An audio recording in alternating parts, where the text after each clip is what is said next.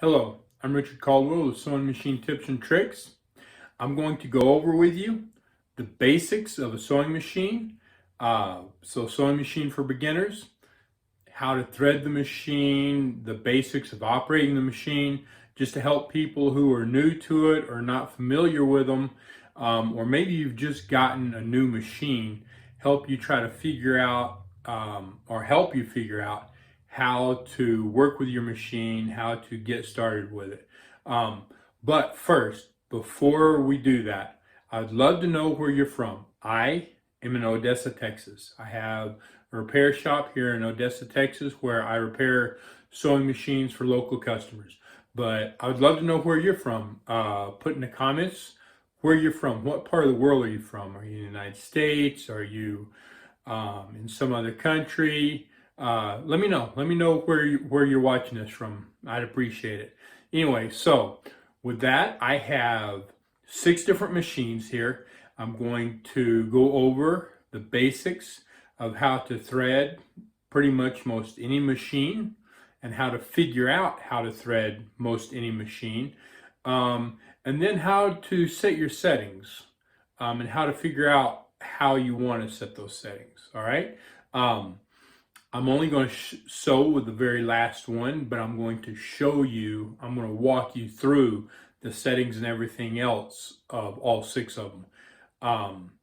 So real quick, one thing that you need to know when you get a machine, there's certain things that you need to realize and understand. So basically, all machines are the same. They look different, they operate different, all kinds of different stuff. But they all have certain components that do the exact same thing, okay? And when you understand that, that makes the whole process of threading machine and sewing with a machine much, much, much easier. So you get your machine out. I'm going to go over this with you. I'm going to tell you about it, go over it with you, and then I'm going to show you with each one of these machines. So you get your machine. The first thing that you want to do before you thread it, okay, is lift your presser foot. That is an absolute must. You want to lift your presser foot. Why? Why is that so important?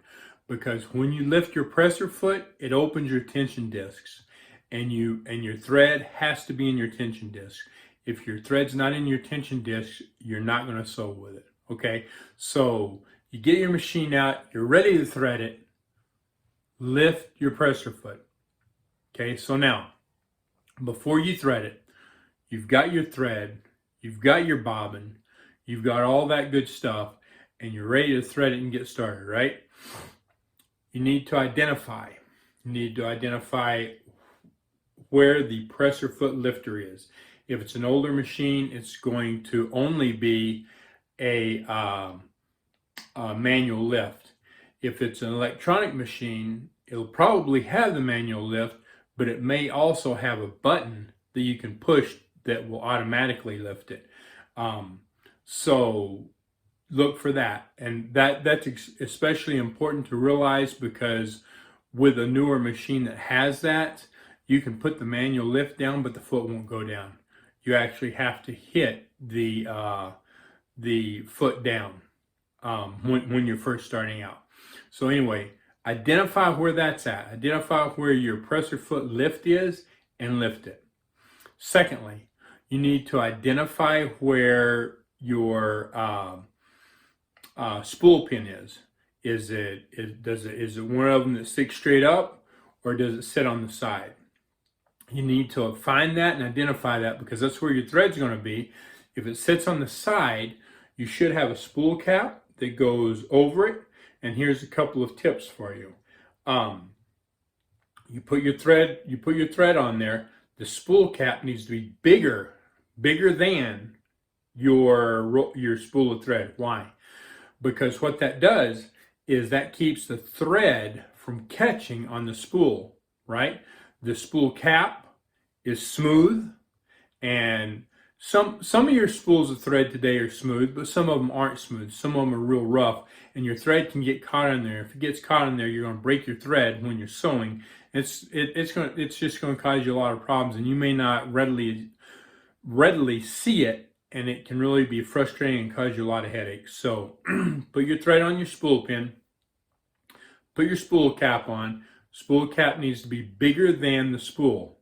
Also, a lot of people take that spool cap and they push it up tight, everything up tight so that spool can't move. Don't do that. Make sure, get your spool cap on there and get it pushed up close, but you want that spool to be able to turn. Why? Sometimes some of these thread manufacturers, when they're spooling their thread, something will happen, something will go wrong, and the thread will be spooled too tight, especially for the ones that are spooled where it just goes straight across and straight back. It'll get spooled too tight and it'll get yanked in. It'll get tightened real hard. And if your spool cap's there and that thread and that spool of thread cannot turn, if the spool cap's too tight and that spool of thread can't turn, usually it will simply lock down the thread and you'll break your thread. When it can turn, most of the time, it will turn to where it needs to be and that thread will come out. So you don't need a whole lot of space. You need just enough space so that it can turn if something gets caught or stuck, if that thread gets caught or stuck on the spool. The very next thing you're going to be looking for coming off that spool is some type of thread guide. Okay, a thread guide is just something that holds the thread and guides it. Keeps it from going all over the place, keeps it from coming off the spool uncontrollably, keeps it from getting caught on stuff. It's just controlling that thread. Okay, so you're looking for a spool guide or a thread guide. Different machines have them different ways. They all look different, and we're going to go over some of those. But normally, 99.9% of the time, the first place that thread is going coming off of the spool is to a thread guide. Okay, sometimes it's only one, sometimes it's two or three. And I'll help you determine this by going over some of these. The first component that your thread is going to, okay, is the tension discs. It doesn't matter what machine you got.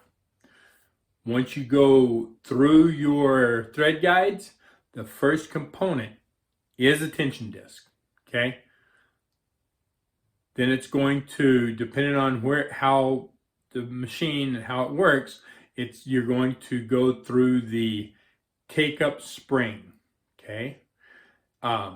If your machine has the tensioner on the front of it, then the take-up spring is just going to be right there. And some of them you can see, some of them you can't, right? So, but you want to look at it and make sure that you get it properly set. And I'm going to show you on a couple of these how to do that with the tensioner on the front. Most of the new machines, the tensioner is inside the plastic on the top. Okay, and I will show that to you on these machines. So now you run your thread through your tensioner, and then you're going to your take-up lever. So if it's an older machine with the tensioner on the front, you've already done the take-up lever. If it's a newer machine and it has the tensioner right here on top under the plastic, you're going to go down and around that spring, that take-up spring, and then you're going to your take-up lever. You're going to thread your take-up lever. Then you're going straight down, catch a series of thread guides depending on the machine that you have. It could just be one, it could be 3 or 4, and then to your needle. Okay, that's how all machines are threaded. Those are the things that you need to identify on your machine as soon as you get it and you're ready to start. You need to identify those. Once you identify those, it makes it easy to thread. So from your spool pin to a thread guide to your tensioner,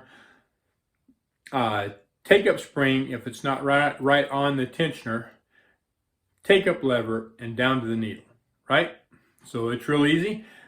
We're going to get started. I'm going to show you here on these different machines how they thread. So, but before we do that, what machine do you have? What machine do you use most? Put that in the comments. And how long have you been using it? Are you new to sewing? Are you fairly new to it? Or have you been sewing for a while? I'd love to know. Put it in the comments what machine you got and how long you've been using it.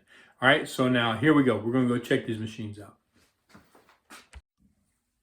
Okay, so this is a New Home or Janome Memory Craft 8000. And so we're going to start with that. So first, we need to identify where the presser foot lifter is. So I'm going to turn this machine around. And right here, this is the presser foot lifter. So you see it lifts the presser foot, right? Okay. So I'm going to go ahead and lift it, and I'm going to leave it up. Now, we will turn this back around. The next thing to identify is where is the spool pin on this. So the spool pin is inside, right here. It's spring loaded and it pops down. On this, and there are many similar machines where if you have the right type spool, you don't necessarily need a spool pin. But just understand that if you don't have one, that your thread could get caught. Okay, there is that possibility. So especially if you're just starting, I do suggest that you always use a spool pin. It's going to help you immensely. I'm not going to be using one on this one. It doesn't have one. The owner doesn't use a spool pin with it, so it didn't come with it. These are machines that I am working on that I have to repair. So anyway, the next thing that you want to identify is your tension discs. So I want to direct your attention right here. I'm going to move my camera. All right, so here's your spool pin, right? Right here is where your tension discs set. You see this knob right here? This is your tensioner, right? So it sets your tension. This particular one has a setting for auto. I want to say that if your machine is not an extreme electronic machine and it says auto on it, it's probably not auto. It's probably just the approximate setting that most materials should be set on.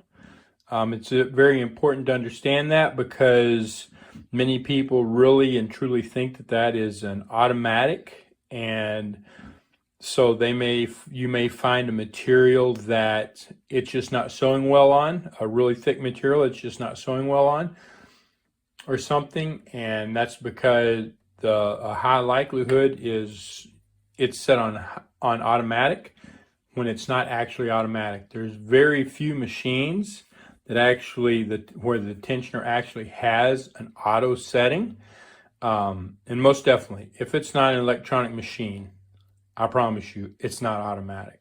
I've been in plenty of them and seen how they build them. Okay, so this little knob right here, this is your presser foot tension. Okay, so what does that mean? That means that it's the amount of pressure that your presser foot puts down on your material. Why is that important? Thinner materials, you want to be careful, like a silk or something, because your feed dogs, the feed dogs is what moves your material. The feed dogs can damage thinner materials like silk and such. And so if you have a lot of pressure on your presser foot and it's pushing down real hard on it and jamming it down into the feed dogs, then when the feed dogs come up and go to move it, it's going to start ripping and tearing it, or at least putting really nasty marks in it. If you're experiencing that, simply reduce the foot pressure. Now, not all machines, especially a lot of the newer machines that are less expensive, have that. Most of your more expensive machines will have it. It might be here, it might be inside, it might just be a little screw on top. And I'll show you a couple other machines that have it in different ways. So anyway, so that's what that is. And then let's go on with threading the machine. So from your spool pin right here is your first. It's not your first. It is your thread guide. So this whole piece is actually a thread guide, right? You bring it here, it goes in, and it just follows. You've got to make sure that you go around this properly, the way it shows. See right here, the way this thread goes, comes around, and then around through this little piece right here, and back around and down. And right there's where your tension discs are. Lower your presser foot, and you saw them close, right? You saw the tension discs close. Now they open, now they close, open, close. Okay, so that's what when you lift your presser foot, tension discs open, that's what's happening, and that's what you've got to have, right? Let me know if that makes sense to you, if you're understanding this. All right, let me know in the comments if that makes sense. Then from there, we need to identify where the take-up lever is. And the next one over right here is your take-up lever, right? And let's just open this up so you can get a better idea of it. That's what actually pulls the thread back up out of your bobbin case area, right? So right here it is. Right there's your take-up lever. Zoom in on that so you can kind of see it. All right. This one's made to thread without just pushing it through there. It's just made to come up, around, and come back. You just need to make sure that your take-up lever is up when you thread it. Otherwise, you may miss it and it may not go in there. So, all right. Now, once you've identified that, you can see the path of the thread, how it comes down right there. All right, it comes down, actually goes into a thread guide, then down and through the eye of your needle, and then a treadie. So we're going to thread it real quick here. All right, here we go. I'm not putting the spool cap on it, but I want you to notice that this side is it's actually made so it will catch the thread. Okay, that side's not, it's smooth. That's made to catch the thread, so when you're done, you can wind it up like that, right? Just like that. So it's made to catch the thread so it doesn't just keep going around.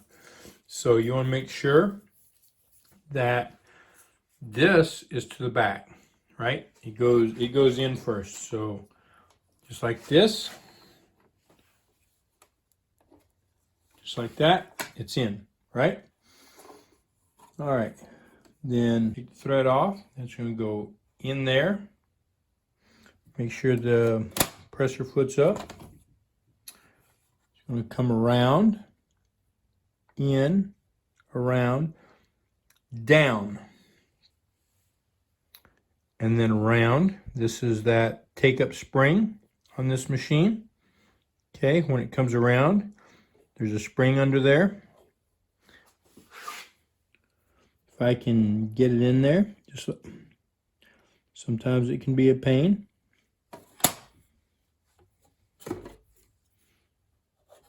just like that. Okay. Lift this back up. So it comes up on this side, back, around, and back down. Okay. And it's going to follow it around and down. Behind this little thread guide here, around this thread guide right here, and then you thread your needle. Okay, and then pull your thread through, just like that. All right, and then next is your bobbin.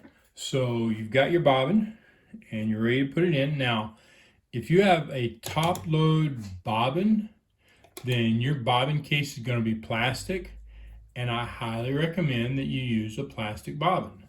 If you have a front or side load bobbin, your bobbin case is going to be metal, and I highly recommend that you use a metal bobbin. Why? Because metal tears up plastic. So a metal bobbin in a plastic bobbin case, you're taking a chance of tearing up your bobbin case, and some of these get very, very expensive. So you should have a plastic bobbin on top load bobbin cases. In the case of the front or side load, the reason you would want plastic or metal as opposed to plastic, again, metal tears up plastic. Well, it's not that big a deal, right? Here's the problem. Your bobbin's in there. Your bobbin case starts tearing up the bobbin because it's plastic. It gets smaller and smaller. And then all of a sudden it starts, when you're sewing and it's going really fast, the bobbin case kicks to the side, it gets stuck in place, the thread can't come off of it anymore, and the thread breaks. As soon as the thread breaks, it goes back to position. And then that happens over and over and over and over again, and you can't figure out why your lower thread keeps breaking, why your bobbin thread keeps breaking. You can't figure it out because you can't see it. You can't see what's going on, and that's exactly what's going on. When you have a bobbin that is torn up, if you're using the wrong bobbin in the machine, then it allows movement. And when you have movement, that bobbin can get stuck. Once it sticks, no more threads coming off of it, and the thread's going to break. Okay? So always make sure that you have the proper bobbin for the right machine. We'll go over that here in a little bit. Basically, you want to make sure that it's a good fit. All right, I'll go over that in just a bit. So, on a top load, if I can handle this bobbin, the thread is going to be toward you. The thread's coming off of the bobbin on this side, okay, like that, and it's coming off to the right. You're going to drop it in there. There is a groove right here. Let's see if we can get you in there to see it.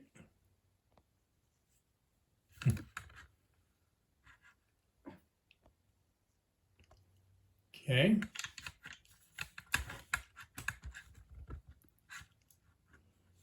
There's a groove right there. All right. So your thread goes into that groove. I'm going to put my finger on that bobbin to make sure it doesn't move. See how it went in that groove? It comes around. Now, there's another groove. You can kind of see it right here. Okay. Put my finger on here and make sure it comes out. Okay. Now, you will put that on there. A lot of them are made so that you can actually clamp that down, but not all of them are, and even if they are, if you get it in the wrong place, that can crimp your thread. So before you actually push it down, you should pull your bobbin thread up, okay? Just hold it, just like that, right? And then take something and pull that through, and you can lock that down, and you are ready to sew. Can't really go over stitches on this machine because it has to be turned on and it's got some issues right now, so I can't go over that with you. That being said, it's all electronic. It's fairly easy to figure out. So we're going to move on. We're going to go to a Singer Heavy Duty. And we're going to go over how to thread it and the settings on that. If you have any questions, let me know. Okay. Here we go. If the video is useful and helpful, please like the video, subscribe to the channel, hit the bell icon so you catch our next video, and share this with someone that it can help. Thanks. Okay, so here's that Singer Heavy Duty. So again, the first thing we need to identify is what? Correct. It is the presser foot lifter. So right here we are, presser foot lifter. Now you notice that this one is on the back as opposed to on the side like the Janome was. So we lift it. Now, yeah, this doesn't have the presser foot on. I'm missing the plate and stuff. Again, this is a machine I'm working on. Belongs to a customer, and I've got to get it in here. But I want to show you this because this is a fairly common machine and hard for a lot of people to understand. So, lift your presser foot. Then we'll turn around. Okay, so you got your presser foot lifted, okay? Right here is your first thread guide. Okay, let's see if I can zoom in there. Okay, this is your first thread guide. It's just a little hook that the thread kind of goes around, pops into. Okay, see it? Goes right through there. Then it goes around this one. Okay, we'll set this back down.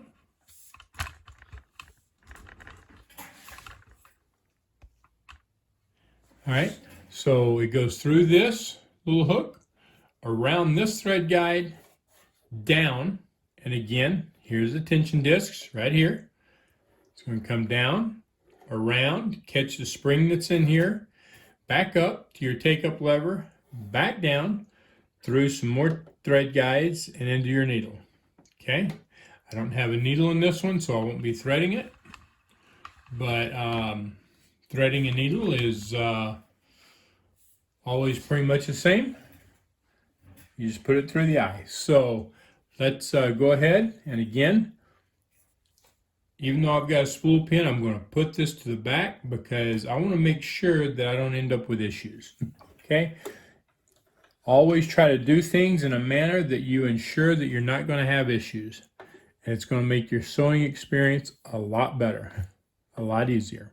Okay, so again, we're not going to push it all the way up here like this. Okay, we're going to leave a little bit of room so that this will roll, right?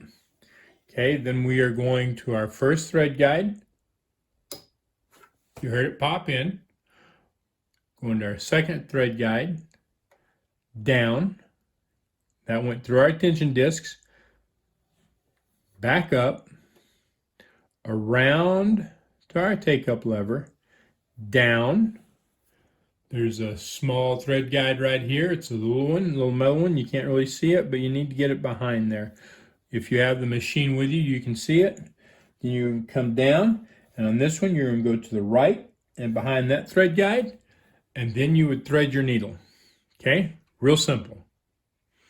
Again, just like on the last one I showed you, thread guides, tension discs, take up spring, take up lever, through a couple of thread guides, and to your needle, right? So I'm going to pull this off, and we're going to discuss all of these. We're going to actually discuss this a little bit more in depth. First things first.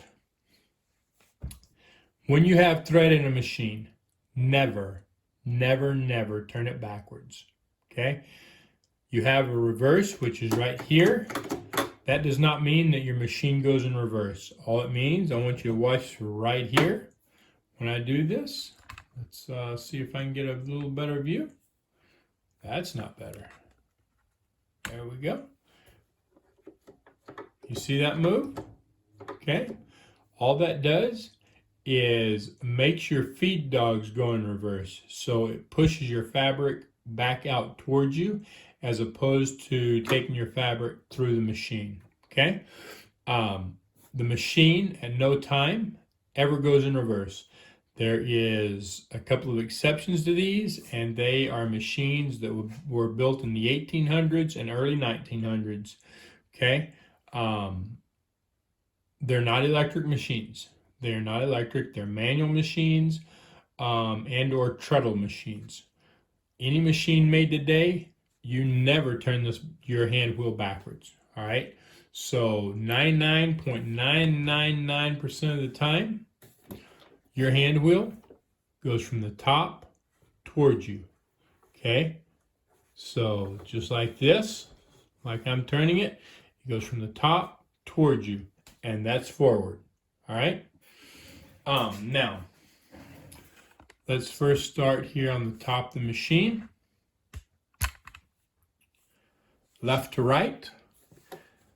This is your tension. Okay. These are your tension discs. This is your tension. This regulates your tension.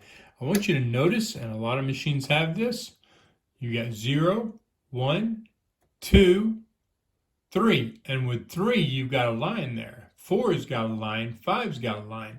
Now, sometimes these will be highlighted.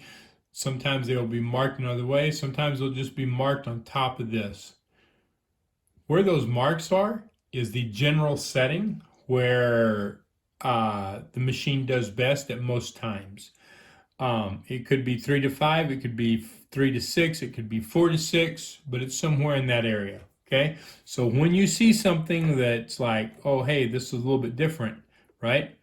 That's where the machine in that area should be setting.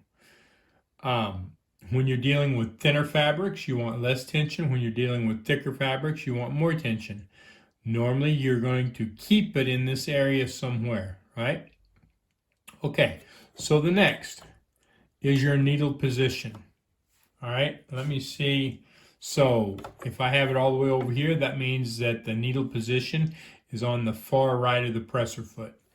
If I have it here, it means it's in the center of the presser foot. And if I have it here, it means it's on the left side of the presser foot. Not all machines have this setting. Some have it, and it's really hard to see because it's not a separate knob. So on some machines, this can get hard to understand.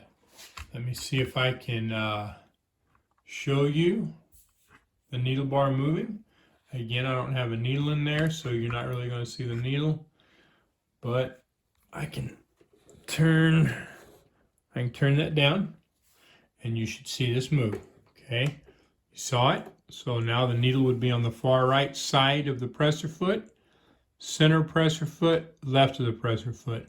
For the most part, this really doesn't matter, except for people who are really heavy into sewing, and they need to put that stitch in a specific spot.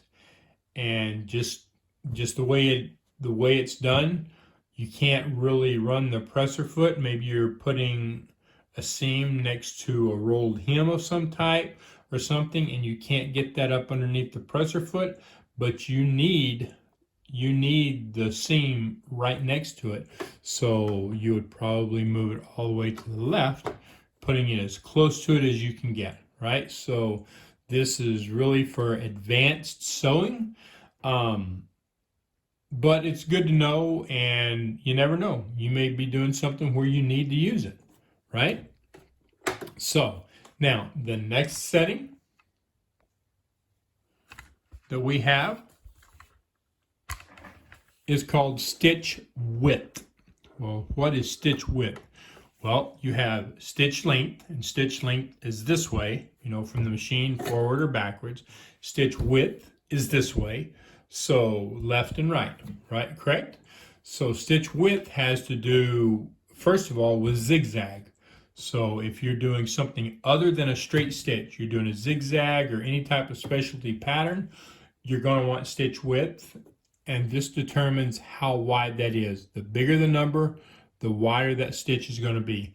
The smaller the number, so you can make like a really, really small zigzag, or you can make it just as wide as it'll go, which is probably on this machine close to 1/2 inch, right?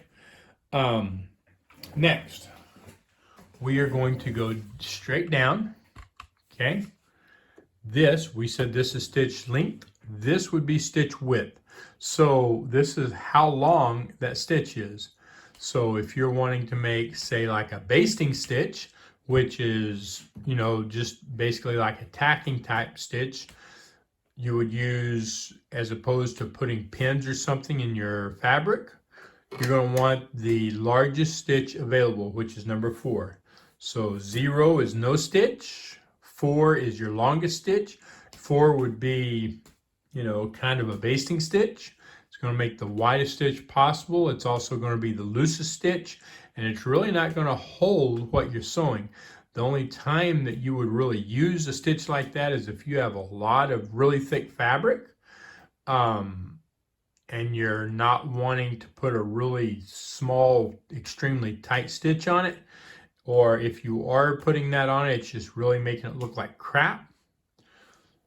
You would want to start making your stitch longer until you got to the stitch that you wanted. All right. Most of the time, normally, you're going to sew somewhere between a 2 and a 3. That on this machine, that's a pretty standard stitch, somewhere between a 2 and a 3. So you just need to get some practice material out and start at like 2 or 3 and start sewing and see how it comes out. So now we're going down to the next one right here. What is this? What is this crazy looking dial? Let's I'm going to take this down and we're going to get a little closer in so we can make some of this out. Okay.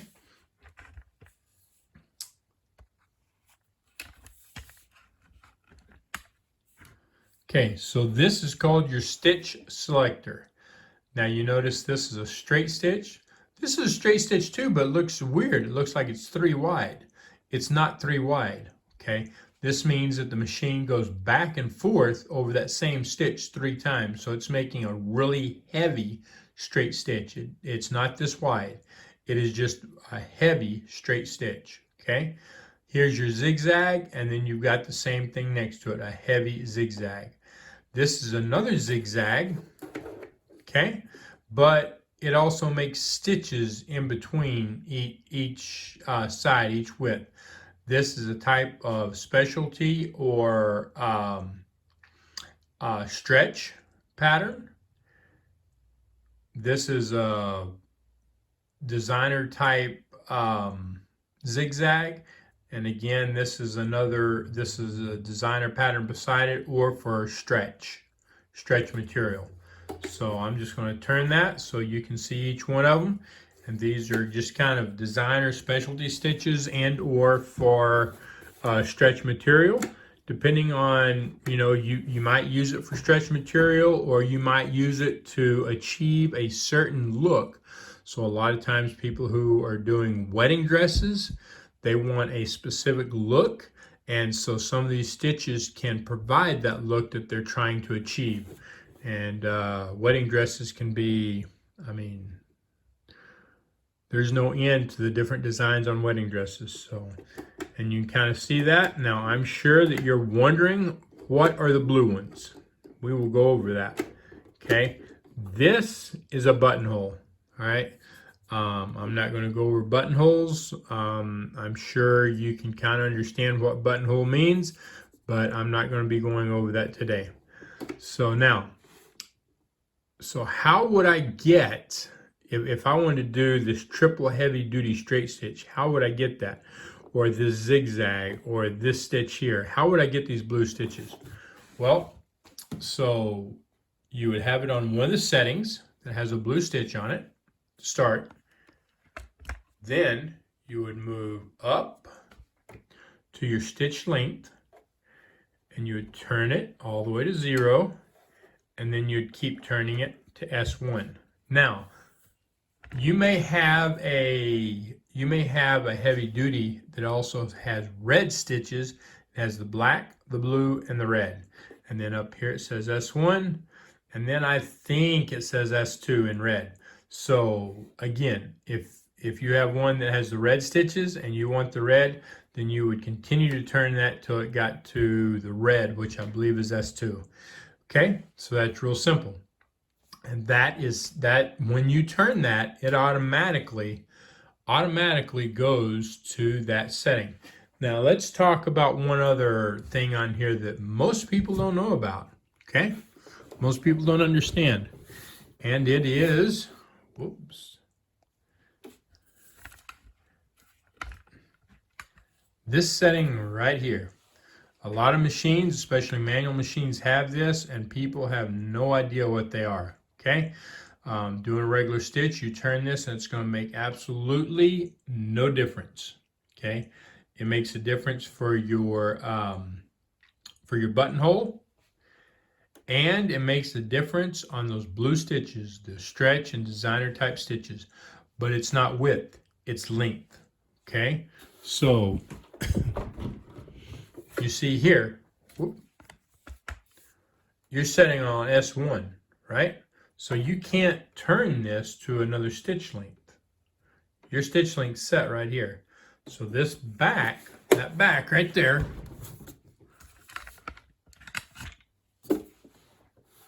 that is your stitch length. So where it's got a tighter stitch, where it shows a tighter stitch, the stitch length is shorter. Where it shows a wider one, the stitch length is wider. It's real self-explanatory, and you see the minus and the plus. If you have a machine and all this is wiped off, then just play with it and see what it does. Okay? All right. Do you all have any questions? Do you have any questions on any of this? Do you have any questions on the machine? Do you have a similar machine that you have questions on? Let me know. Let me know what questions you have. Put it in the chat, all right? The only thing that we really haven't covered on this is the reverse. We kind of talked about it, and that's right here. And I told you how it worked. You just push it down, it goes in reverse, let it up, and it goes forward. Right here, that is your presser foot pressure. Presser foot pressure, all right? So righty-tighty, lefty-loosey. The further down you screw that, the more pressure that it has. You loosen it up, go left, the less pressure that it has. It's nothing more than a spring. You're turning that and it's pushing a spring down. That's it. And the spring exerts more pressure on your presser foot. Real simple design. Okay, well, let me know if you have any questions on this machine. Maybe something that I'm forgetting to cover or whatever, or something that you don't understand.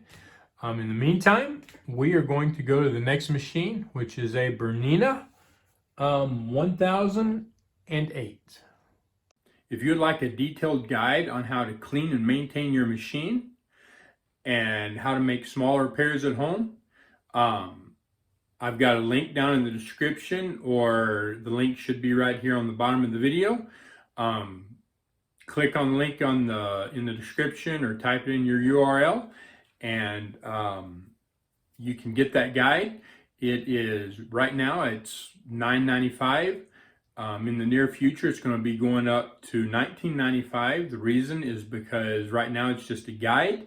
I am adding videos to it, but if you get it right now, then you will get the videos at the same price. Okay, so if you get it right now, it's just a guide, and then when I add the videos, you'll get the videos. If you wait, then the price is going from $9.95 up to $19.95, and it's a detailed guide on that shows you how to clean and maintain your machine at home, so that you have less problems with it and less chance of it having to go to the shop and get fixed. Gives you lots of detail, and the videos I'm going to include in there are going to be extreme on maintenance and everything else as well. You will be able to get access to to more information and more help. All right. I said this was a Bernina 1008. It's a Bernina 1005. They're both very similar. Okay, so now, what's the first thing that we do? There you go. We look for the pressure foot lifter. Okay, so let's turn the machine around. And there it is, pressure foot lifter right here. And you can't see the pressure foot. Pressure foot goes right here. Bernina is a whole different machine. It's from A to Z. It is different. It's always been different. It'll probably always be different. Just the way they design them, the way they make them. They are high quality machines. Very, very high quality. They also they have a pretty price tag. They are very proud of their machines. But, you know, when you make high quality stuff, normally that's the way it is. Bernina also makes the Burnett, which is the lower line of Bernina. Obviously not the extreme high quality that Bernina, the regular Bernina is, but it's still a very good machine. All right. Better than most of your brothers and singers. So, with that being said, pressure foot lifter, and again, it's on the back. It's lifted up, and we turn it around. Okay, so now spool pins. There they. Right here is your tensioner. Right here is your take-up lever.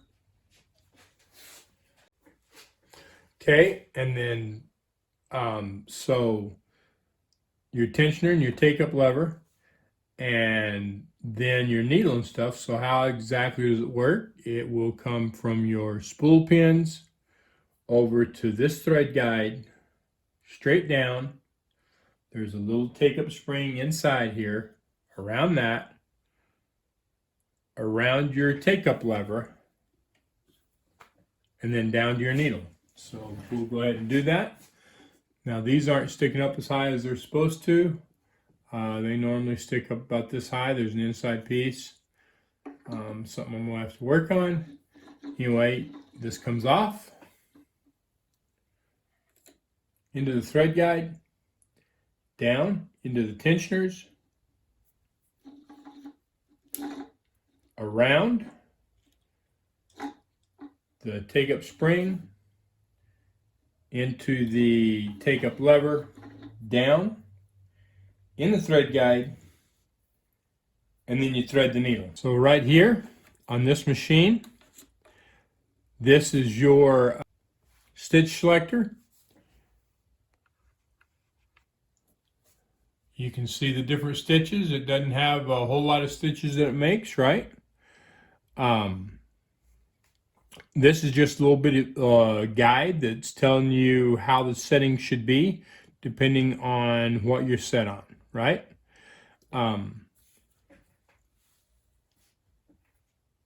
So if you go all the way down, you're on straight stitch and zigzag, and then you've got some specialty zigzags and some heavier stitches and stuff, okay? It's really a very basic machine. Okay, this right here is your tension adjustment, and you see it starts at 0 and it goes all the way up to 10, just past 10. You saw the red mark, and that's between 5, that is actually 5, it's between 4 and 6. Okay, so that's the place where you're normally going to get your best stitches. That's where it's designed to be at most times. Okay, now let's go back out. All right, this is your stitch width. We discussed stitch width on the last one, so how wide your stitches is. This on the outside is your needle position. You can see right here, it shows the needle position. Now this is very important to understand. It shows you 3 needle positions, right? But I want you to listen. 1, 2, 3, 4. So there's actually 4 there, right? So there's some spots in between. There's some spots in between those, just for refining your stitch. All right, but the 3 main ones are those that you see: the right, the middle, and the left. Now this is a little bit different. These are presets, and actually it has to do with your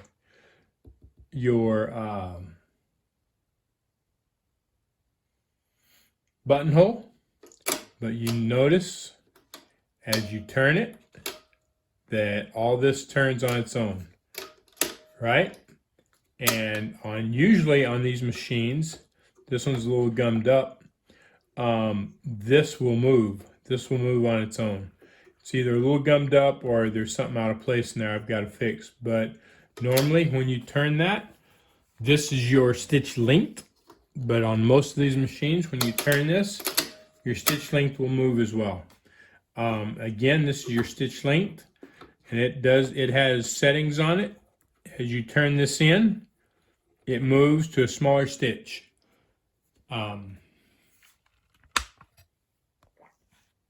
You can see that 0 to 5, right? So you turn it out, and that's your longest stitch. You go back up.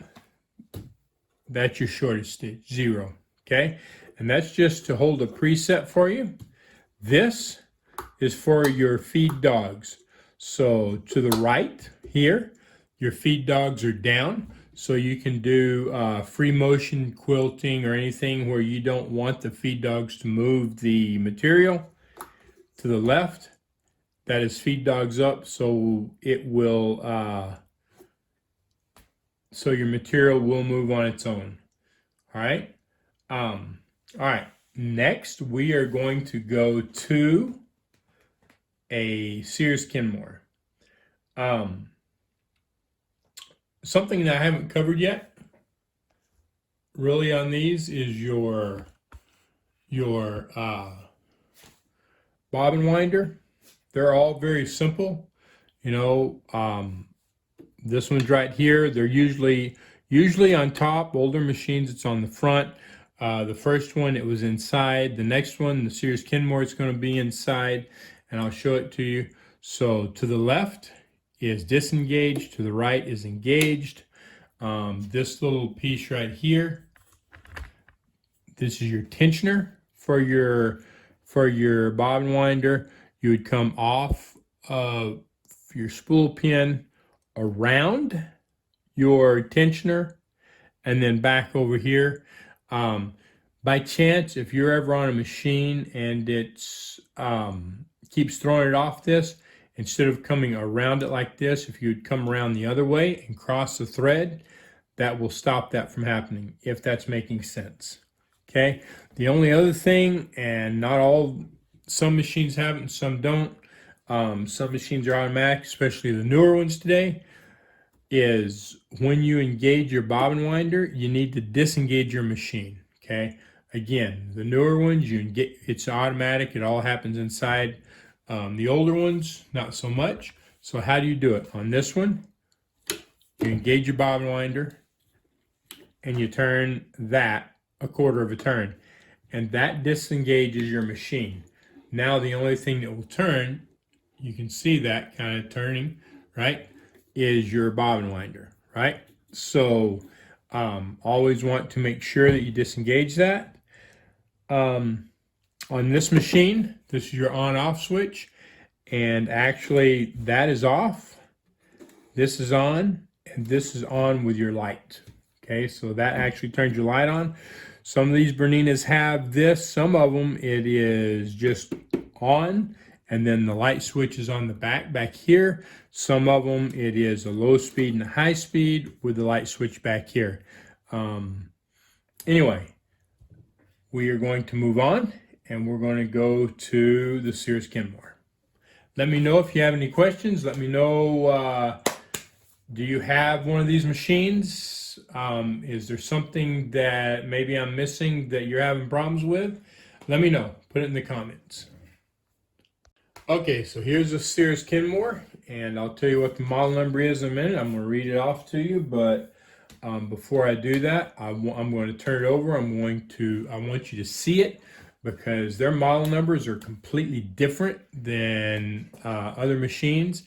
There's a few of them that are not like this, but most of them, the model numbers are set up like this, that it's a system that they've used. There's a few of them that are not, that are just 2 or 3 digits, but most of them, it's a kind of interesting setup. So we're going to look at that right now.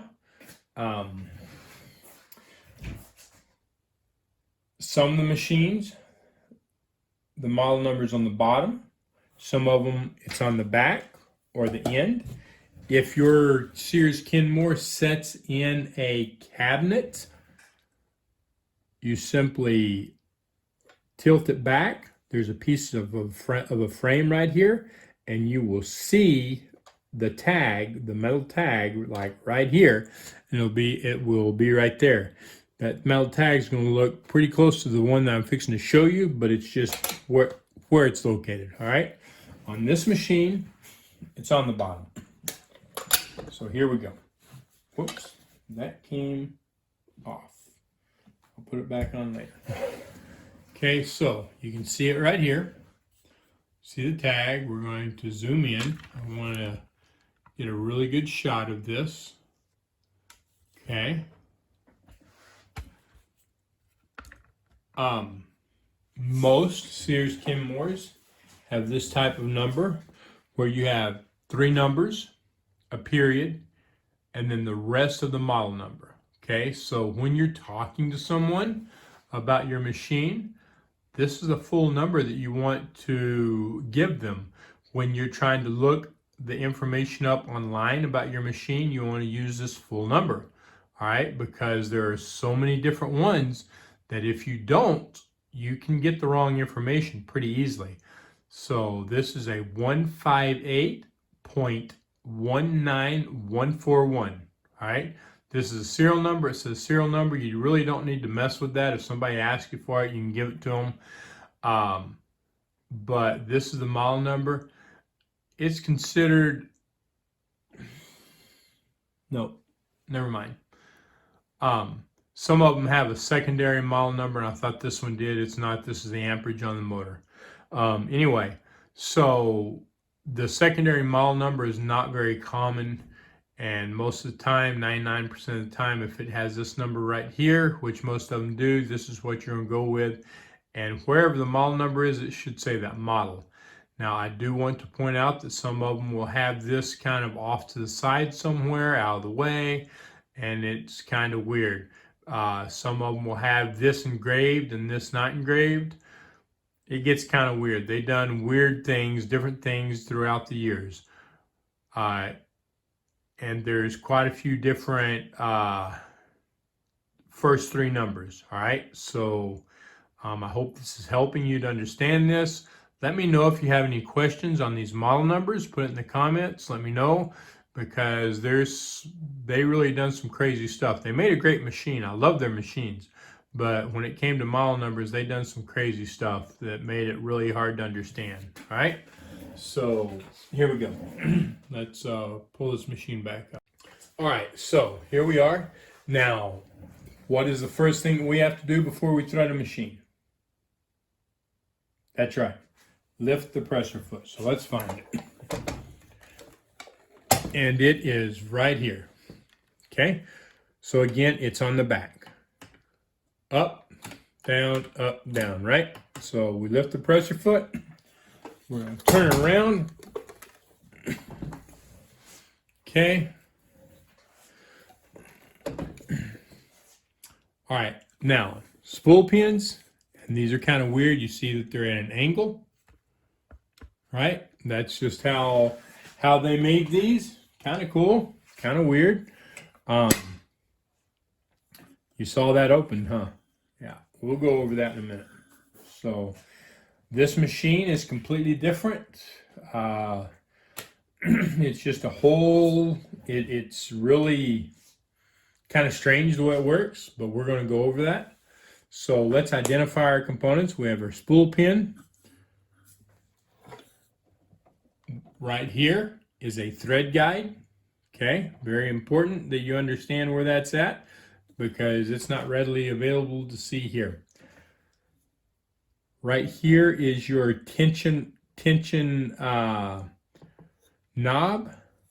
Your tensioners you can't see. They are in here. In fact, they should be right, yeah, they're right here in this corner. Okay, they are right there. So your tension knobs, your take-up lever, right? And this is we'll go over this because it is a strange setup. They made a really strange setup on this. Your take-up lever, this is the take-up spring down here, and then your needle, all right? Okay, so you come off of your spool pin, come to the back, underneath the thread guide, right? So off the spool pin, underneath the thread guide.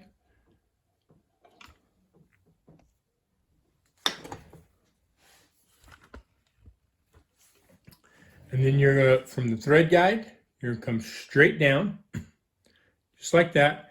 And then you're gonna come to the left. As you come to the left, that goes through your tension assembly. Now, this is where it gets kind of weird. You're gonna come down, okay? And to the right. Now, your thread has to come all the way over here to the right. Okay, see how that comes all the way to the right? Okay, see how that comes all the way to the right? It's got to come to the right. And the reason I'm telling you that is because there's a spot where this thing can get stuck, right? It's hard to do, but it can happen, okay? There you go. See that? See how I'm not coming to the right there? I'm kind of stuck there, all right? That's an issue.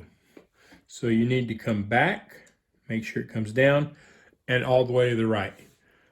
Down, around, that take-up spring, back up, right straight back into that same groove.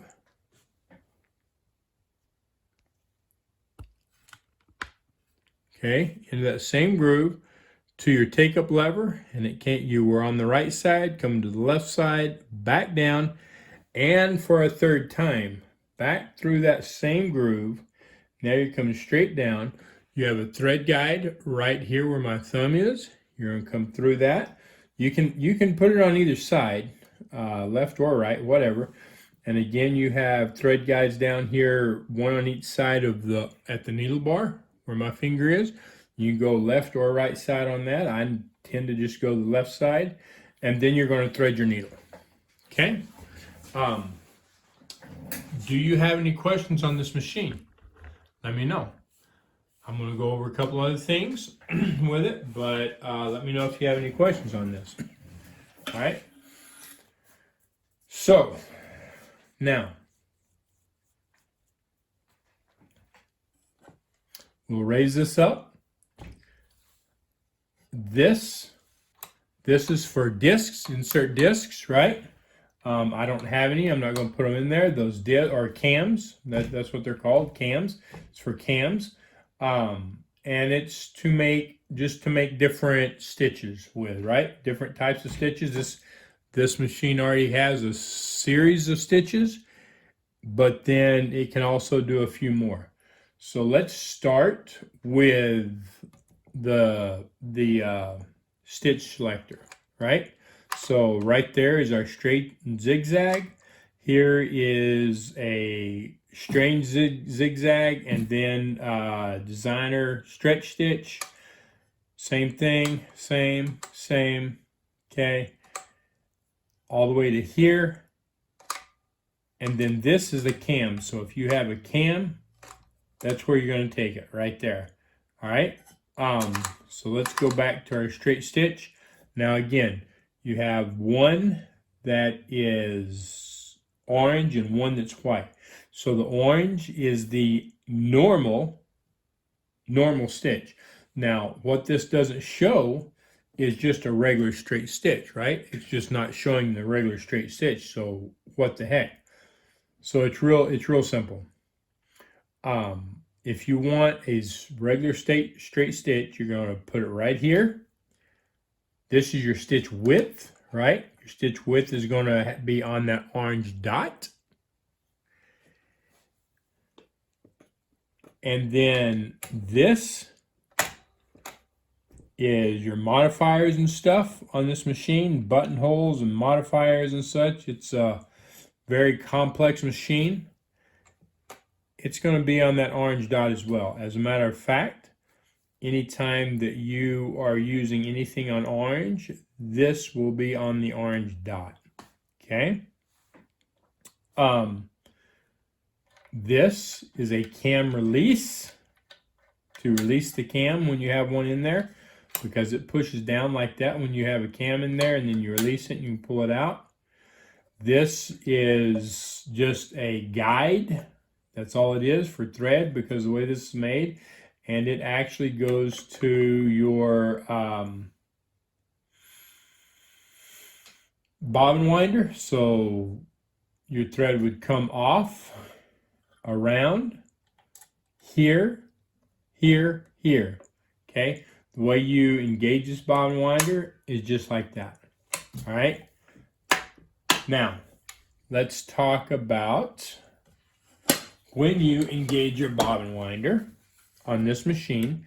Now all these Sears Kenmores are different. You never know what you've got. You've got to either read the manual or have a good idea of how they work and start messing with them. So you would engage your bobbin winder, then you've got to engage or disengage the machine. You pull that out, the whole thing. You just pull it out. Now your machine's disengaged and your bobbin winder is engaged. Right? And then when you're ready, back in and out, right? This is your power button. This is your reverse right here. Okay? Do you have any questions? Do you have any questions on this machine? Let me know. Let me know in the comments what questions you have. I do want to go over the bobbin on this. Okay, it is a front load bobbin. So on this, to get to it, you first have to take the bed off. So you pull that off just like that. The reason this comes off, yeah, this machine doesn't normally sit like that. It's sitting like that because of my table. Is so that you have the free arm, so you can do shirt sleeves or other stuff that where you need to get around there, because you don't want to sew both sides of like a shirt sleeve, a pants leg, or whatever. All right, but you also take it off to get to your bobbin case. So here is your hook bobbin case. Let's go over this real quick. So remember I said plastic bobbin case, plastic bobbin, metal bobbin case, metal bobbin, right? So here's the bobbin case, here's the bobbin, right? We're going to thread this thing real quick.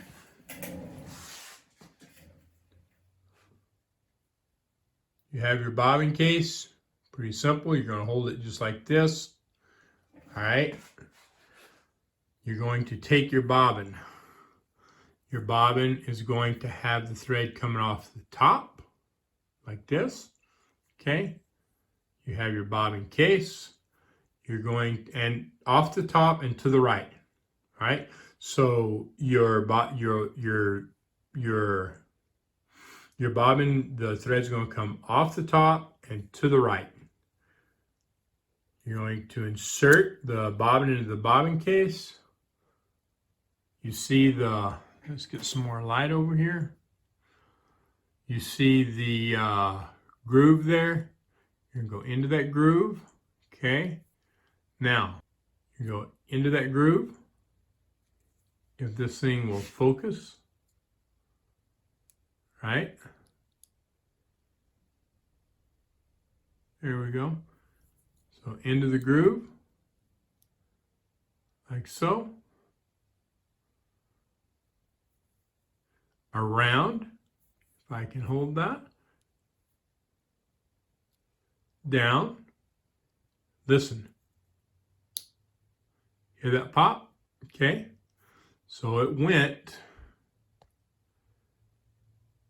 underneath that little piece right there, but it doesn't go underneath both of them. It goes right in the center. Okay, and then it should have a little bit of tension, not a whole lot. It should hold itself. It shouldn't just fall. Okay, if you bounce it, it should fall a little bit. It shouldn't go straight to the floor. You got to be careful because that right there will happen. It'll come out. But it should, when you bounce it, it should move, say, between ½ inch and 1 inch. Okay, the tension is approximate on this. You need to get some tension on it, not extreme tension, some tension, and then you can set the tension on your machine to match what you want. Okay, so your tension. This is your tension dial, 1 through 9. Now, if you notice, this is one that doesn't have any markings on it whatsoever. There are very few like this. Very few machines are like this. Okay, so where should you set it? You have a machine, this machine or a similar machine. Where should your tension be set? So normally on any machine that goes 1 to 10 or 0 to 9, however you want to look at it, you're going to put it between 3 and 5. Okay, 4 is a great place to start. 4 is a great place to start and see if it sews. All right, so next we are going to go to an older singer. We're going to go over an older singer over here, and so you can understand how it threads. You've seen a newer machine. You've seen a couple of kind of older machines and stuff. So we're going to look at a really old machine, see how it works. All right, so we have an older singer here. I don't know the model. The serial number is right here.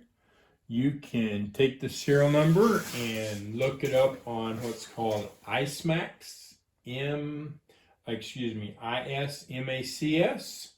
and look up that serial number, and it will tell you most everything that you need to know. It'll tell you, with a few exceptions, because there are some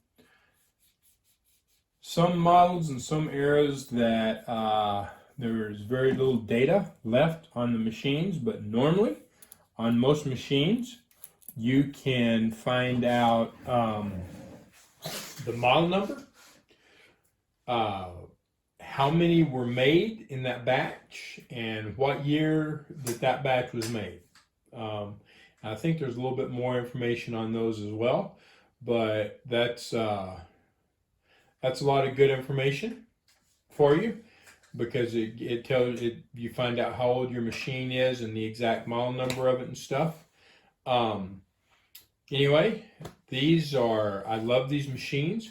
They are extremely heavy duty. If you have a black machine like this, it was built prior to the 60s, somewhere between, and there's so many of them, it's hard to say, but somewhere between the 1850s and the 1950s, right?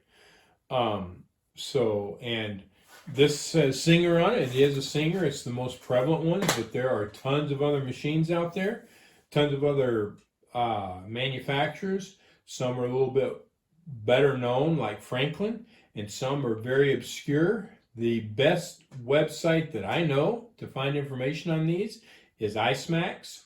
If you know of a better website, then put it in the comments. Let me know. Let me know in the comments if you know of a better website for finding it. But as far as I know, IceMax is the most comprehensive website out there for information on sewing machines. Okay, so again, we've got our machine. We want to sew. We want to thread it. What is the first thing that we need to do? That's right. We need to lift the presser foot. So where's the presser foot? I've got to deal with the cord on this one because it doesn't come undone. It's built in on this one.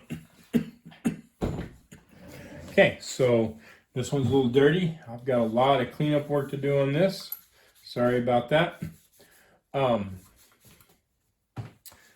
Right here's the presser foot on it, right? So, I mean, they started early on this. They started doing this, I've seen early 1800s or early mid 1800s is what it would be, where it's set up the same way.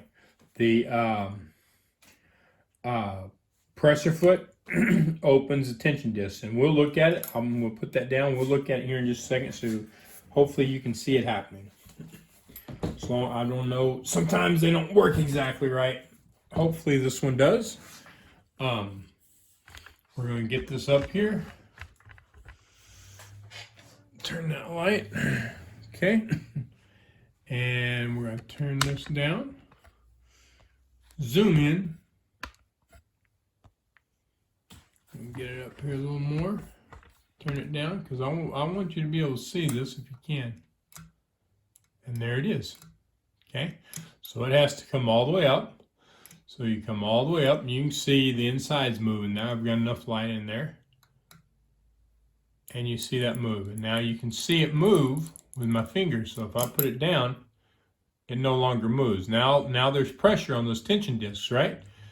I lift it, and there we are. Okay. Now this one, this is the take-up spring right here. And I'm going to show you how this threads. Any machine that has a take-up spring on the side, there's a certain way to thread it, and you got to understand it. So, or I say on the side, on the front like this, where everything's visible. There's a certain way to thread it, and I will show that to you and help you understand it. And anytime, even the plastic machines that the tensioner is on the front, okay, and it's all covered in plastic, it's the same thing. You just can't see it, but you got to make sure that it threads the same way. So let's come out and move back. All right, so the next thing is our spool pin right here. This is for winding a bobbin. This is for regular sewing. So there's your spool pin. Right here is a thread guide. Quite a bit different. It's just a little hook. Tensioner, take-up lever, thread guide,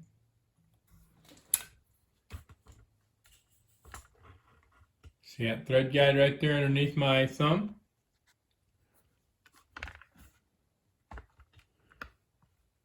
Right there. That's a thread guide. Got to get the thread in that. There's another thread guide.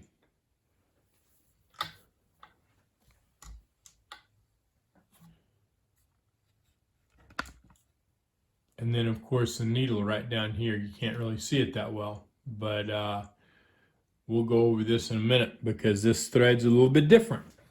This is another top load. It is similar to some of the side loads, but it is a top load.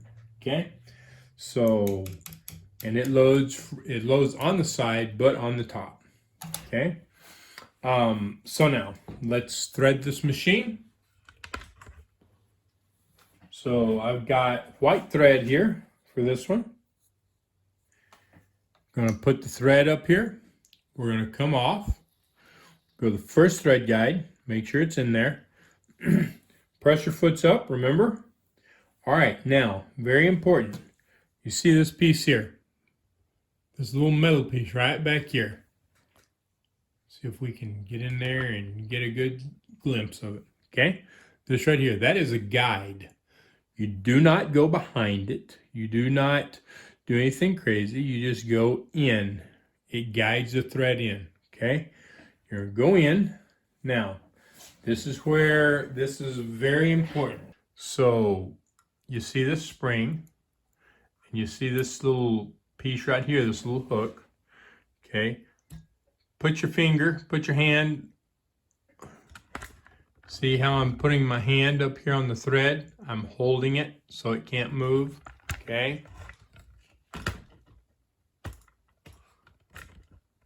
So you're going to hold it so it can't move. You're going to bring this up, you pull it up, kind of pops right there. So you see that? Thread comes down into the tensioner, around, underneath the spring, you pop it into here, and then it goes underneath it. All right? Very important. That's how all of them have to be done. If they have the tensioner on the front of the machine, okay? As far as I know, they haven't come up with any other design other than that. Still that on every machine that I know of, even the newer ones. They're on the front, okay? Then you're going to go to your take-up lever. Now this one you can't just pull in like the other one. See, there's nothing to do there. You're going to go from the right to the left. Thread it in. Now, remember the little thread guide down here? Right in there. You see, I didn't have to thread it through it. I just popped it in. I go to the back side of it, all the way back, and it pops in. I don't think you can hear that. It's very light. Down here. Now this machine, when you follow the thread guides, when you look and see where the thread guides are leading you, it's going to tell you which way that this needle needs to set and which way it needs to go. You notice that the thread guides come around to the side, right? All of them. The needle in here sets so that the eye goes left to right, okay? So the thread's going to go just like this. When you look at your needle, on the front of your needle, there's a groove that goes straight down it. On the back of your needle, there's a scarf, which is just above the eye, and it's a little cutout, all right? The cutout is always, that scarf, that cutout is always the back of the needle. Always, okay? No exceptions, always. There are older needles that don't have cutouts, but they still have the groove down the front, okay? So the groove goes to what's considered the back. And on this, to the right, is the back, because the way the hook grabs the thread on here. I'm not going to go over all that, all right? If you have any questions about it, leave it in the comments. So then you thread that. Okay, so you thread the needle left to right. Just like that. And that came out of there, so I'll put it back in there. Just like that. Okay, and actually I missed one. This has two thread guides, so it goes here, and then it goes here. See how that works? I missed that. It has another thread guide right here, so that it doesn't just come out of this. Okay? It's made to keep it from falling out, the thread falling out. And the reason you don't want it falling out is because you want that thread controlled so it doesn't get caught on anything. Well, what in the world could it get caught on, right? So if this comes out of here and it's just flopping, it could actually get caught on this little nut on the presser foot, and it could yank it out of the needle, break it, or whatever. Okay, so just like that. And then it's ready to sew.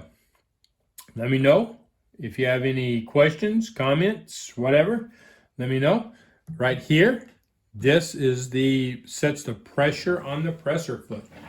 Okay, so again, it's just a little screw, and it has a spring under it, and you know, the design really hadn't changed a whole lot. It puts tension down on the presser foot. This right here, okay, let's go over this. This is your stitch length and reverse. Okay, so all the way down, and let's let's do this. So I've got a couple things to explain to you. All the way down is going to be your longest stitch, right? And if you look, I don't know that you can see it. There are numbers. It is numbered. See if I can get you down here and get you close enough to see.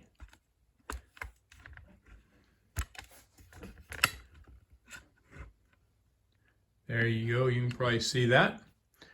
So 30, 20, 15, 12, 10, 8, 7, 6, right? So the smallest number is your longest stitch. The further up you go, the larger the number it gets, the smaller the stitch. This line right here, this is 0. So you put it there, and you're not going to make you're just going to sit still, right? You're not going to the material's not going to move. It's not going to feed. You're just going to make a bunch of stitches in the same place. Now, as you start going up, you're going into reverse. The higher you go, the larger reverse stitch you make. Now, this is different than most machines today because you don't get this, you just get reverse, right? On this one, the higher you go, the larger reverse stitch that you make, okay? Now, if you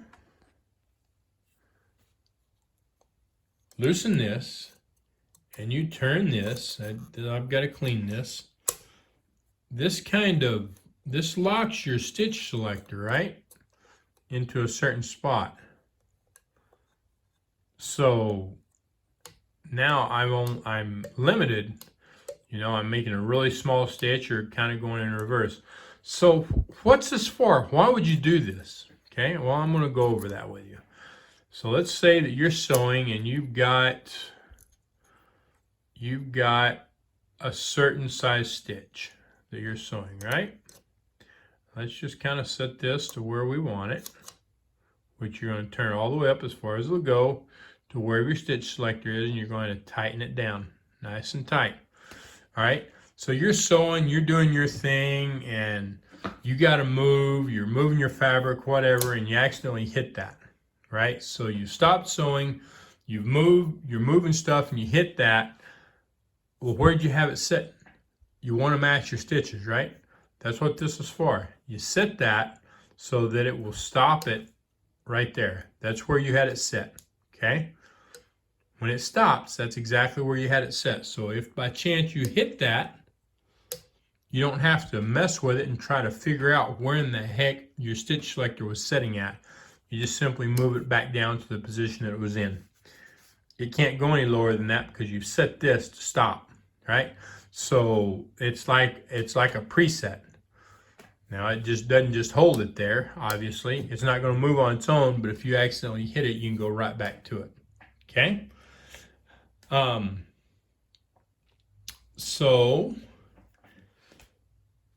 that's all really simple. This machine has what's called a pot motor on it, which means that the motor is on the back. Not just on the back, it is a specific type motor on the back. It has no belt. This under here is a set of gears. Okay, so this is the motor right there. That's the motor, okay, and it goes through a set of gears and has a gear on the main shaft in here, and it turns it. Okay, so not all these old singers have that, but this one does. And then if you want to wind a bobbin, now this thing right here, this is a bobbin tire. You notice it's in really bad shape. I'm going to have to replace it. If you have one that looks like this, you need to replace it. Okay? Let's get out here.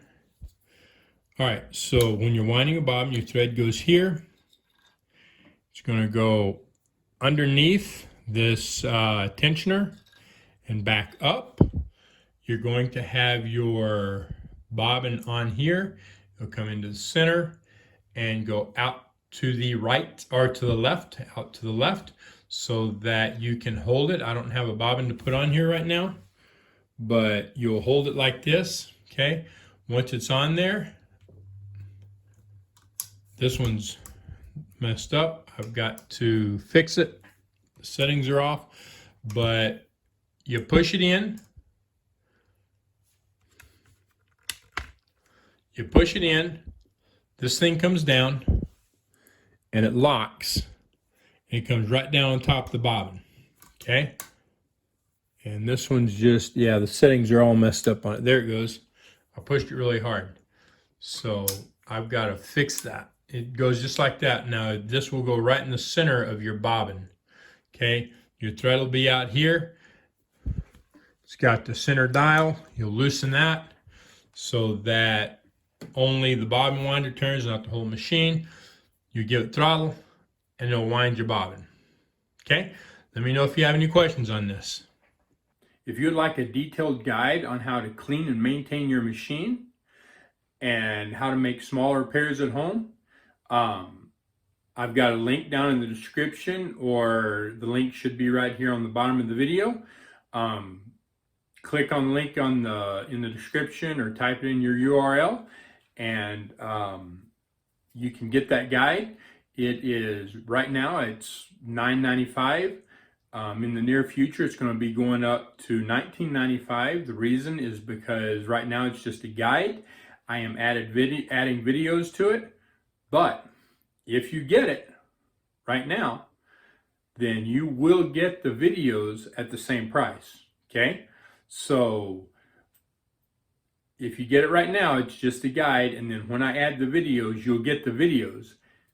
If you wait, then the price is going from $9.95 up to $19.95, and it's a detailed guide on that shows you how to clean and maintain your machine at home, so that you have less problems with it and less chance of it having to go to the shop and get fixed. Gives you lots of detail, and the videos I'm going to include in there are going to be extreme on maintenance and everything else as well. You will be able to get access to to more information and more help. Okay, the last machine is a Singer 500A. So first things first, what do we need to do? That's right, lift the presser foot. Okay, so it's on the back, right there. Simple, lift the presser foot. Okay, very, very important. Now this one, you lift it, spool pins pop up. Lift the top, spool pins pop up, okay? You got to be careful with these. They're plastic, they break. This whole assembly you just need to be careful with. All right. Now, so let's find everything that we need. So here is the first thread guide. Now these 500As are a little bit different because this is a set of thread guides, and this is another little take up in there that most machines don't have. This just helps the machine to perform better, but it's always good to know what you've got, right? So, and then you've got your tensioner, take-up lever, more thread guides, and then your needle. So here we go. Put the thread on the spool pin into the first thread guide. Now we're going to come down. We turn this sideways, and we go into this thread guide. Now we go underneath, and we go into this thread guide, okay? Then we're going to drop it down. Again, this has the same type guide, but on this tensioner, we're going to bring it up. Got to go into the spring, just like that. So we're under the spring and over this little hook piece, then through that thread guide into the take-up lever, because it doesn't just slide in like the other ones. Down, another thread guide, another thread guide right here. Now this gets a little crazy. Okay, so let's, and it's made to make sure that the thread stays in the thread guides. So let's get down here so we can see this. Okay, so yeah. All right, so here's a thread guide, here's a thread guide, and here's a thread guide. So we come into this thread guide, around into this thread guide, and then into this thread guide, just like that. And that keeps the thread in there. Then we want to thread the needle. So we're going to make sure that that's got a clean end on it. Nope, not like that, we're not. Okay, clean end on your thread. And then I'm going to go ahead and drop the presser foot because we're already through the tensioner into the needle. There it is. Okay, now I'm going to pull the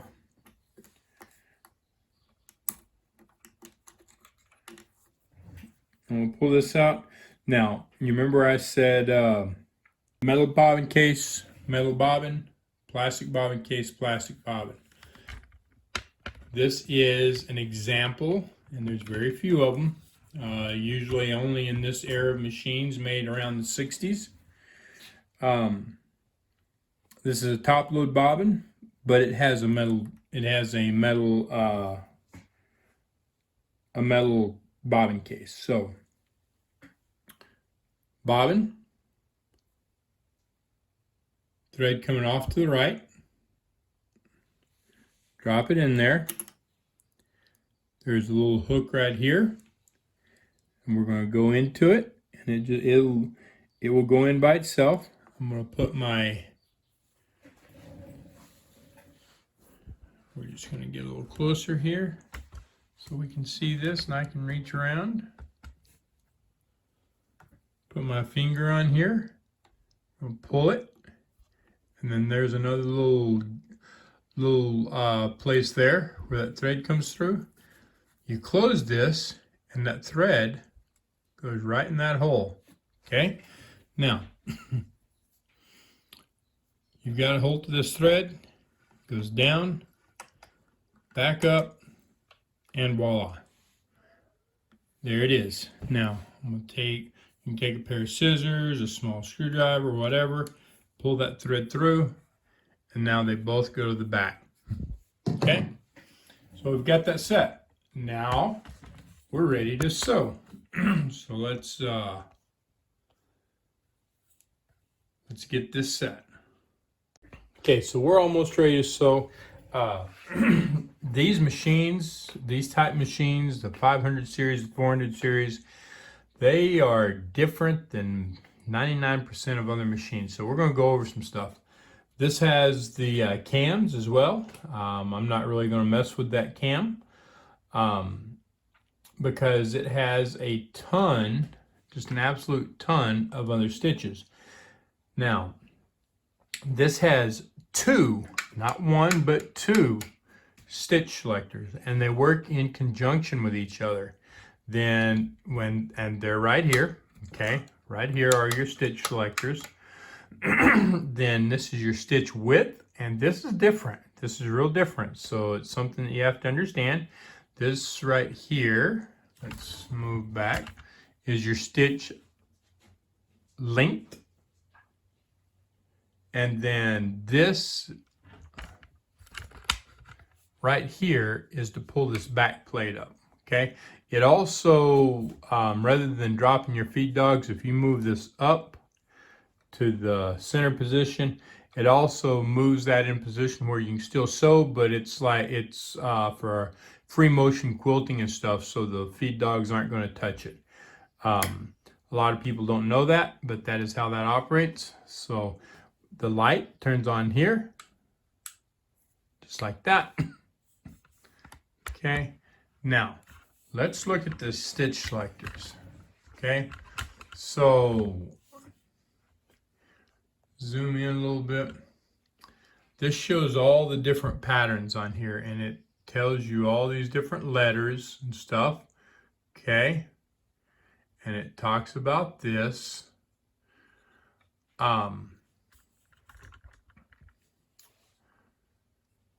Combination patterns. This is very important. Combination patterns set lever at 3. So what are they talking about? They are talking about your stitch width. Okay, that's where this is weird. Okay, these combination patterns, in order to make these combinations like this, your stitch width has to be set at 3, and it has a specific spot for it. All right, now you change that when you're making patterns like this, and when you're using cams. Okay, but when you're making these patterns down here, your stitch width sets at 3. So here we go. I want you to see this for a straight stitch, AK3, AK2 for a heavy stitch, and then AL2 or 3 for this specific zigzag, right? So what are they talking about? Let's look at it.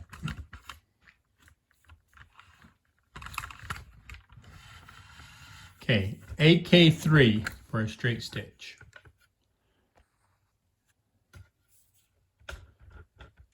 Okay, this is stitch width that I was telling you about.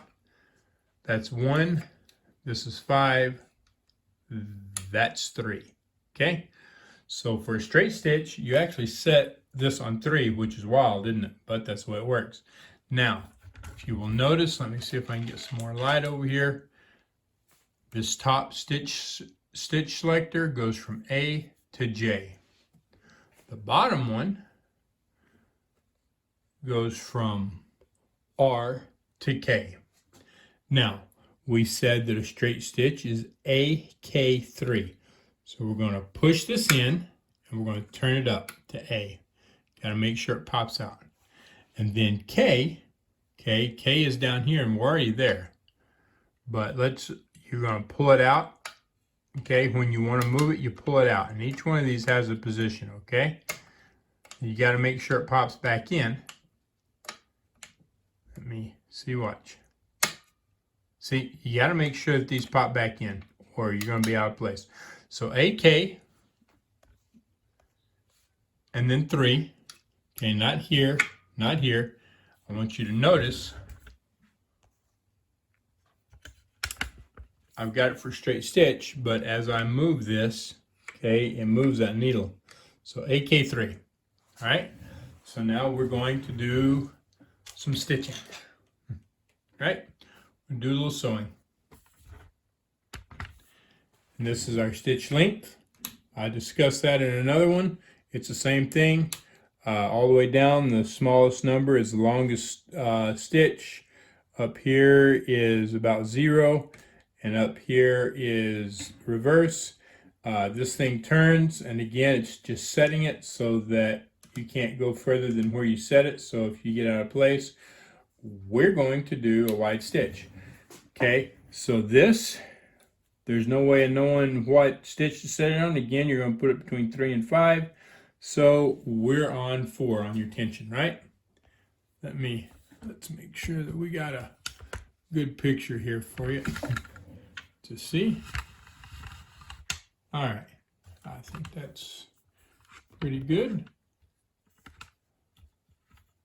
Okay.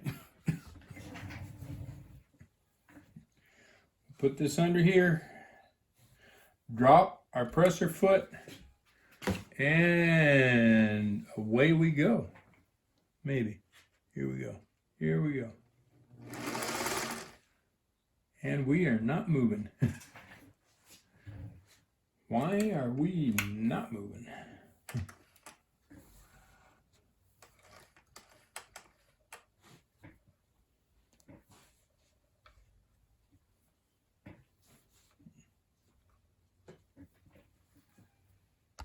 Okay, so now we're ready. Here we go.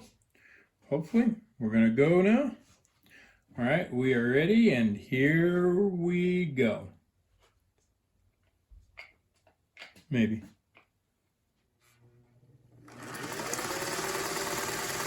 Oh, put this back where it belongs. Took that off so you can see it.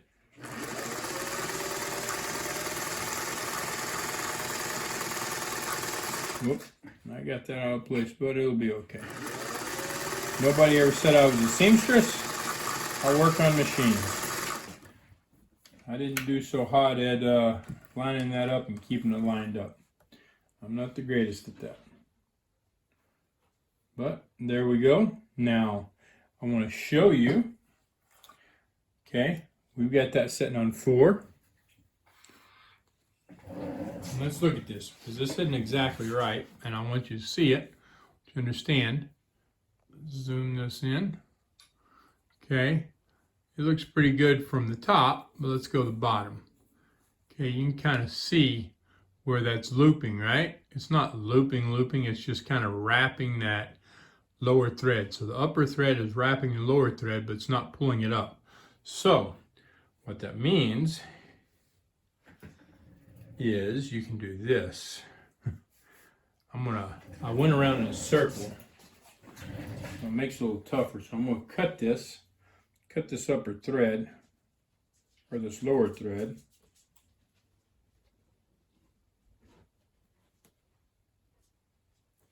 In the center, because I want you to see what's gonna happen when you don't make a proper stitch. Okay, because this isn't a proper stitch. That's why you always need to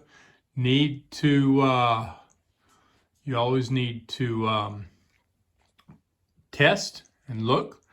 Now again, I want you to see, make sure we get light on that. Okay, you can see how that upper thread is just kind of looping. There we go. It's just kind of looping that lower thread. It's not pulling it in. Okay. Okay, so I wanted to get that on camera, but it didn't happen. Anyway, it pulls out very easily. So I want you to see, you know, I haven't cut new material. You can see where the old stitches were, and it really came out very easily. So when it's not stitched right, that will happen. So what we're going to do is, that's a test, and it just doesn't, it's not sewing quite right. So we're going to increase the tension. We're going to take it up to about 5.5. Okay, put this back under there, and here we go again. And I'm going to make it a little bit shorter stitch, because when you make shorter stitches, it actually makes it tighter. Okay, so that's not a good. All right, here we go. So I shorten the stitch up. I put it on about an 8 as opposed to a 6, and I'm gonna see if I can hold this better this time. And here we go.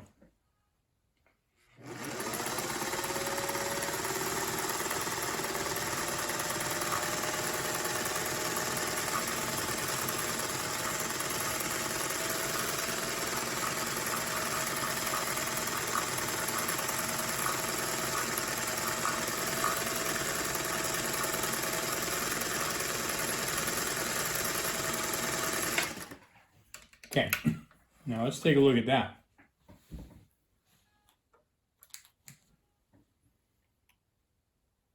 That looks better. Much, much better. Okay. It's making a better stitch. You can see that right there. A much, much better stitch, right? Okay. So you can't see the looping on it. You can slightly see the stitch itself, which you should be able to on thinner materials. And it's looking great. It's not going to come out real easy. All right. Now let's let's do zigzag.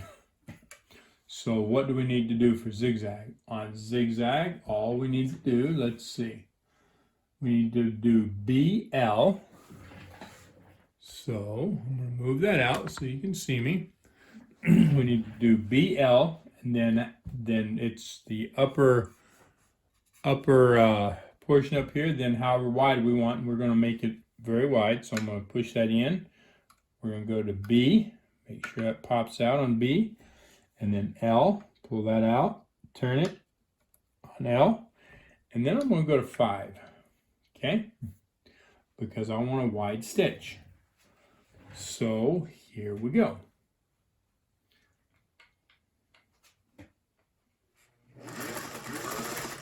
But I want a shorter stitch too.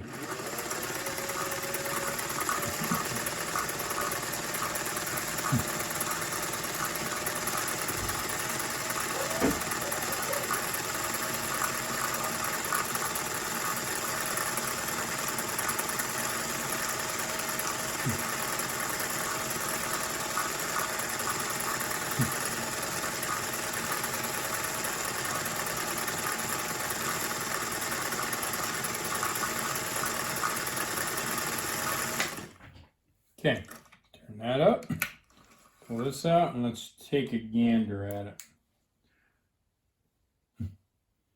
Okay, so that looks pretty good. Doesn't look bad at all.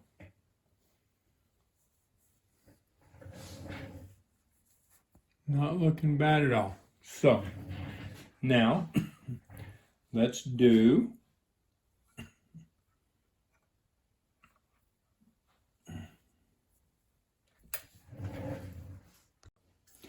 okay, so let's do, why not, like this EP, right there, the second one, EP, okay? So now that's on the bottom, so that stitch selector has to be on 3. So first of all, we're going to go E, so that we're going to push the top one in, go down to E, make sure it pops out on E, then we're going to go to P, pull this one out, come all the way up to P, make sure it pops back in, that's on O, I think. Okay, there we are, EP, then we're going to set that on 3, and here we go.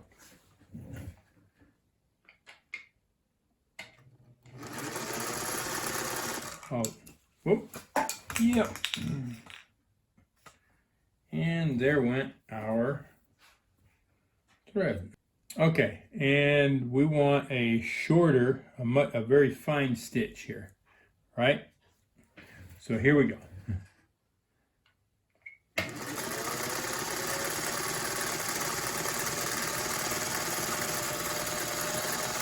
It's doing quite well.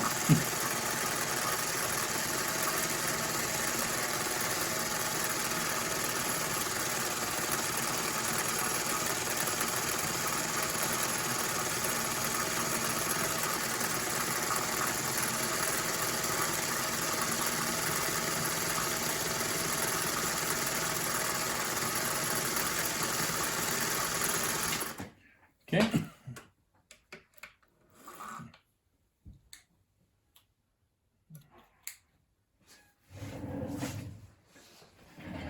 Okay, so there's that stitch,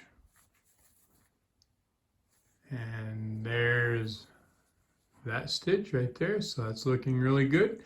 I made a couple of adjustments on the bobbin tension because although this is, for what this is doing, this is fine.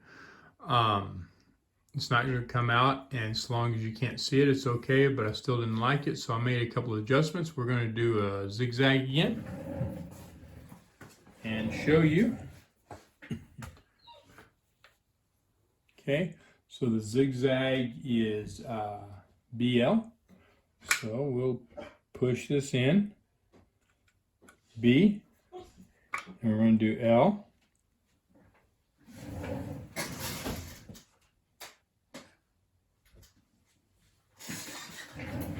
And then on 5. We're going to make a little bit longer stitch. And here we go. Oh, gotta put the presser foot down. I messed that up.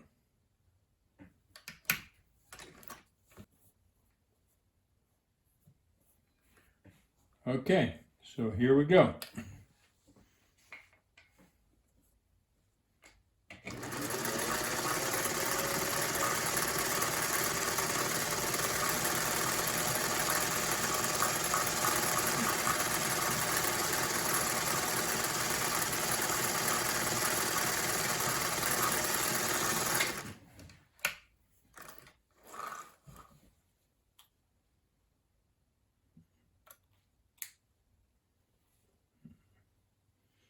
And there we go, looking much nicer, much nicer. You can see this one as opposed to this one, how it done. Doing lots better. Now I'm just going to do another straight stitch, and I will do it just right beside that, because although it was good, this will do better, and I'm going to turn that back down, and it is AK3. So A, make sure that's out, K, and then 3, right? Here we go.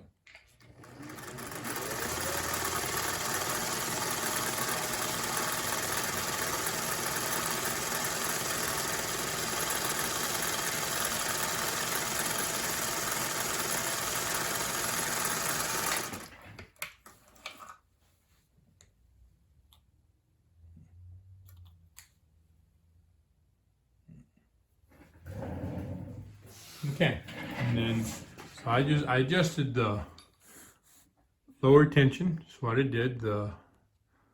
I adjusted the bobbin tension, and you can see this was the first stitch. That's the second stitch.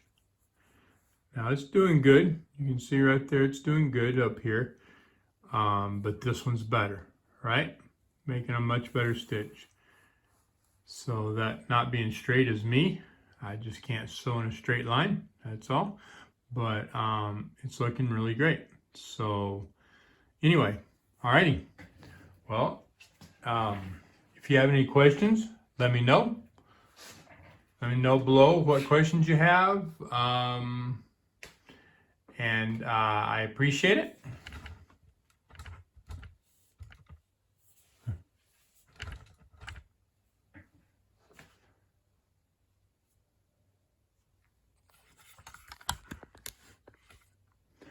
All right, so let me know below if you've got any questions. If you want me to demonstrate a specific machine, then let me know. Tell me what machine you'd like me to demonstrate. Pretty much once you understand how they thread, it's all the same. But yeah, anyway, let me know. Let me know if you'd like me to demonstrate a specific machine. All right, and y'all have a great day. Thank you for watching. If you'd like a detailed guide on how to clean and maintain your machine and how to make small repairs at home, I've got a link down in the description, or the link should be right here on the bottom of the video. Click on the link in the description, or type it in your URL, and you can get that guide. It is, right now, it's $9.95. In the near future, it's going to be going up to $19.95. The reason is because right now it's just a guide. I am adding videos to it, but if you get it right now, then you will get the videos at the same price, okay? So if you get it right now, it's just a guide, and then when I add the videos, you'll get the videos. If you wait, then the price is going from $9.95 up to $19.95, and it's a detailed guide on that shows you how to clean and maintain your machine at home, so that you have less problems with it and less chance of it having to go to the shop and get fixed. Gives you lots of detail, and the videos I'm going to include in there are going to be extreme on maintenance and everything else. as well, you will be able to get access to to more information and more help. All right, y'all have a great day, and I'll talk to you later.